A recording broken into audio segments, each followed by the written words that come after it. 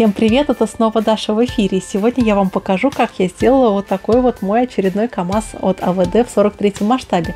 Это второй мой КамАЗ с такой кабиной от АВД. До этого я собирала тягач, и мне многие в комментариях писали, что хотели бы увидеть, чтобы окраска кабины была в красный цвет с белой полосой. Вот я таким его и покрасила.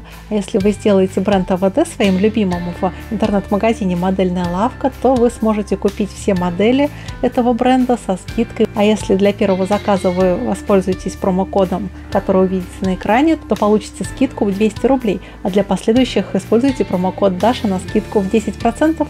Так что пошли смотреть, как я собрала эту модель. Я вообще не планировала собирать эту модель. Одним вечером я решила посмотреть, какие коробочки есть у меня в запасах, и увидела этот КамАЗ. И что-то мне захотелось его собрать. И я сама не заметила, как под сериальчик буквально за 2 часа, как будто сама она собралась. И это максимально простая в сборке модель, и она идеально подойдет для новичка. В этом наборе минимум деталей, и для удобства окраски я не стала приклеивать к раме кабину, кузов и тент. И сразу приступила к грунтовке. Грунтовала я модель грунтом от Pacific черного цвета. Конечно, окрашивать этим грунтом детали из черного пластика не очень удобно, но черный грунт будет отлично имитировать тени при дальнейшей окраске модели. Кстати, при окраске я использую специальный держатель для моделей. В 1968 году перед советскими разработчиками была поставлена задача по созданию уникального автомобиля, который позволял бы перевозить очень большие грузы. Однако только в 1976 году КамАЗ 5320 попал на конвейер. Его выпуск продолжался вплоть до 2001 года, и за этот период автомобиль производился практически без изменений. Вносились небольшие корректировки, но все технические характеристики КамАЗа 5320 остались прежними. А ты уже собирал модели от АВД? Если да, то какие? И напиши об этом в комментариях, мне будет интересно почитать. А первым делом я окрашу кабину.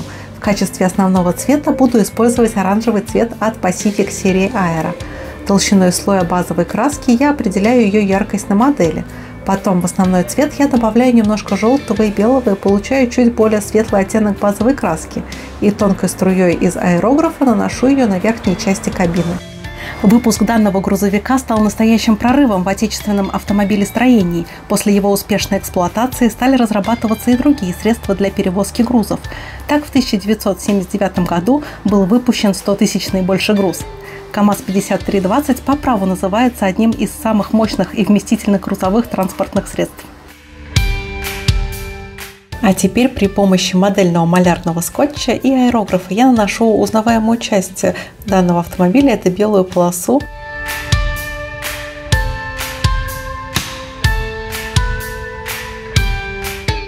После кабины начну окрашивать тент в базовый цвет. За основу я возьму небесно-голубую краску от Pacific и просто наношу ее на модель. И обратите внимание, что краска, которая ложится поверх грунта, как бы автоматически создает тени в нужных местах, после того, как основной цвет нанесен. А в небесно-голубую краску я добавлю немножко белого и получу бледно-голубой цвет. И вот таким цветом я буду высветлять места между складок у тента. И вроде даже у меня неплохо получилось. В серый цвет окрашу грузовой кузов, и благодаря черному грунту тут тени образуются сами собой.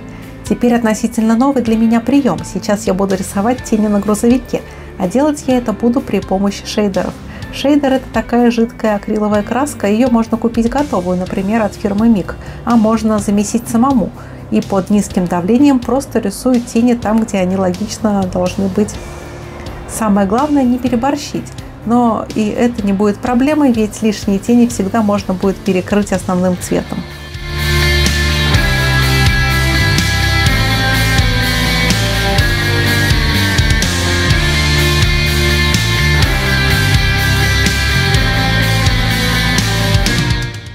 А вот это по-настоящему волнительный момент в работе над моделью. Я рисую кисточкой надпись КамАЗ. И чтобы вас не особо мучить, этот процесс я ускорю. Одной из главных технических характеристик КамАЗ 5320 является его рекордная грузоподъемность. Вместимость одной машины составляет 8 тонн, столько же допускается перевозить и в прицепе. Таким образом, максимальная разрешенная масса груза для КамАЗ 5320 составляет 16 тонн.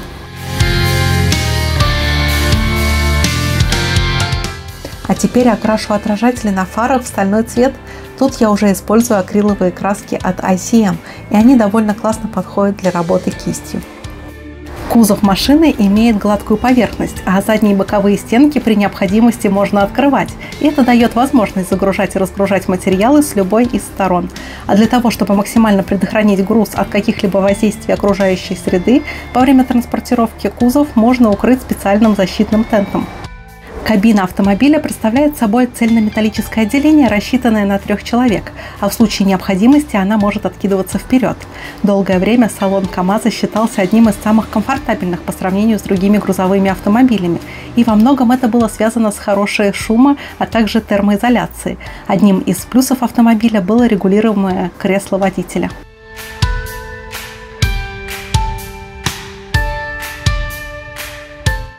Также стальным цветом я прорисую фурнитуру дверей. Губкой для мытья посуды я наношу сколы темно-бурой краской. И это самый простой и самый эффективный способ рисования сколов на масштабной модели. КАМАЗов именно этой модели я свежими вообще никогда не видела, поэтому я буду воспроизводить машину, какая у меня осталась в памяти. Кабина оснащена всеми требующимися контрольно-измерительными приборами и значками, которые дают возможность всегда быть в курсе текущего состояния транспортного средства. На приборной панели имеется сигнальная система, где хорошо видны все шкалы и переключатели, и по сравнению с другими подобными автомобилями КАМАЗ-5320 является самым безопасным на тот момент времени.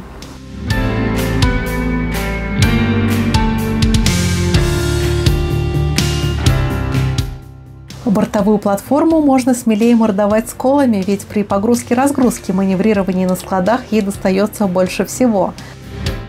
В салоне грузовика размещен манометр с 2 стрелками, переключатель, с помощью которого можно управлять платформой, и датчики, отражающие количество оборотов силового агрегата.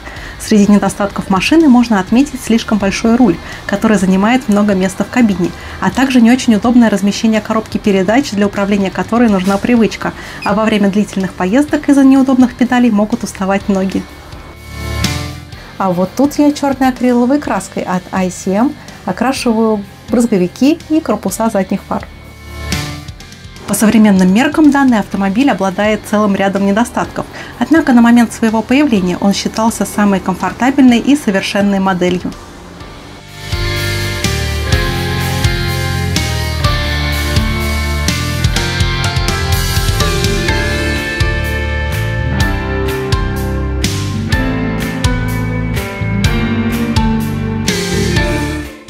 А вот еще один очень волнительный момент в работе над этой моделью – это окраска кистью троса у тента. И вначале я стальным цветом окрашиваю кольца, через которые продевается сам трос тента, а потом серо-черным цветом и сам трос. Чтобы не травмировать вашу психику, этот момент я тоже буду показывать в ускоренном режиме. Бортовой грузовик КАМАЗ-5320 по удобству технического обслуживания имел значительное преимущество в сравнении с аналогичными грузовиками. У него уменьшено число точек смазки, применены самоконтрящиеся крепежные детали и повышена стабильность регулировок. Конструкция автомобиля предусматривала возможность эксплуатации в различных климатических условиях. Двигатель обеспечивал пуск при температурах до минус 10 градусов без подогрева, а для запуска при более низких температурах было предусмотрено устройство термостат, а на случай пуска в 40-градусный мороз имелось средство предпускового подогрева, охлаждающей жидкости и масла.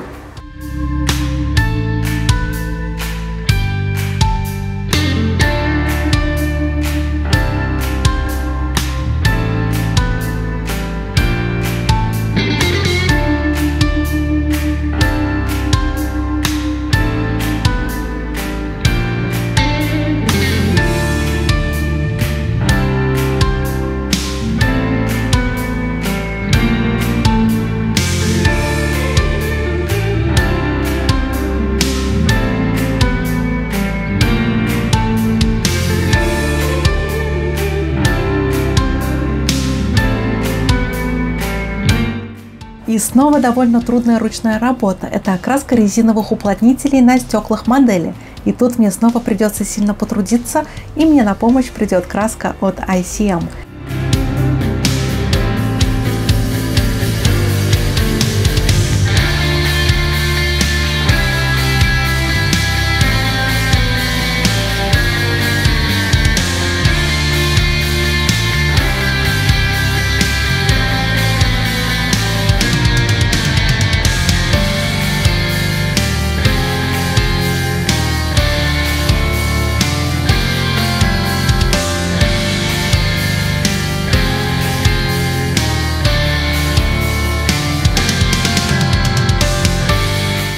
И снова я тут разными оттенками стального цвета окрашиваю радиатор, глушитель и сам двигатель. И всех этих агрегатов не особо сильно будет видно на финальном результате. Так что я их просто обозначу без особых изысков.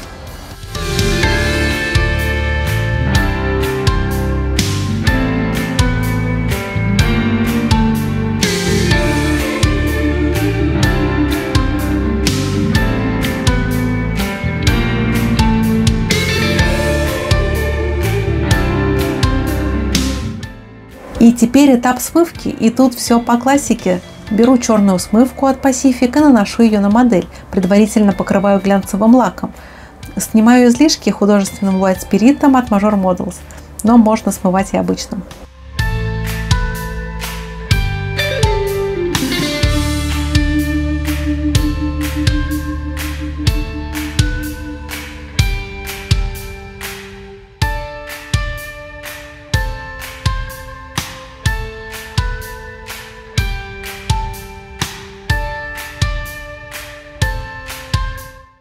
А теперь я наношу декаль с государственным регистрационным номером. КамАЗ у меня будет из Республики Хакасия. А интересно, меня кто-нибудь смотрит из этого региона Российской Федерации? Ну и осталось мне окрасить цветотехнику. А по задней части машины она довольно сложная и разнообразная. Но я вроде бы отлично справилась с поставленной задачей. Ура!